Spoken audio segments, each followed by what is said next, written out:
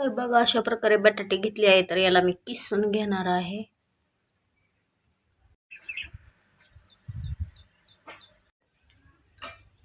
तर बघा अशी खिसणी घेतली आणि असं बटाटा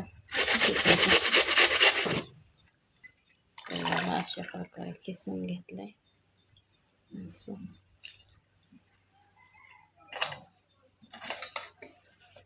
तर बघा इथं तर आपल्याला ह्याला खिसून ना पाण्यामध्ये ठेवायचं आहे, जेणेकरून काळं पडत नाही बटाटा. नाहीतर साईडला खिसल्यावर काळा पडतो, त्याच्यामुळं पाण्यातच खिसते. तर बघा किती मस्त झाला असा.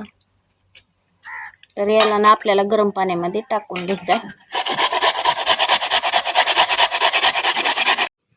तर बघा याच्यामध्ये असा बटाटा टाकलाय आणि हिरवी मिरची आणि मीठ आणि थोडंसं तेल टाकलंय. तर बघा गरम पाणी करायला ठेवलंय.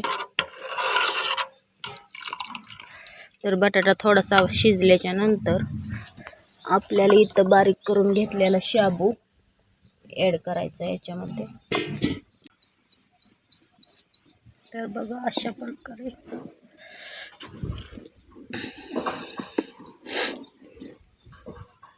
प्रकारे बघा टाकले बातवडे शाबूच्या.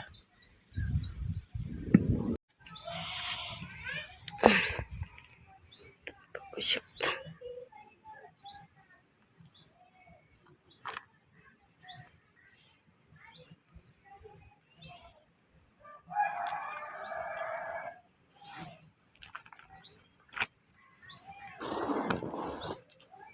तर बघा अशा झाल्या आहेत पापडी. तर मस्त झाल्यात का शाबूच्या पापड्या आहेत. तर कशा झाल्यात कमेंटमध्ये नक्की सांगा. तर एवढ्या पापड्या आहेत, 150 झालेल्या आहेत ह्या.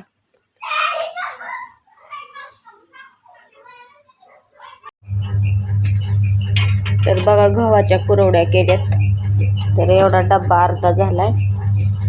तर अशा प्रकारे परत इथं त्या अशा भातवड्या केल्या एवढा डब्बा भरून. आणि आहेत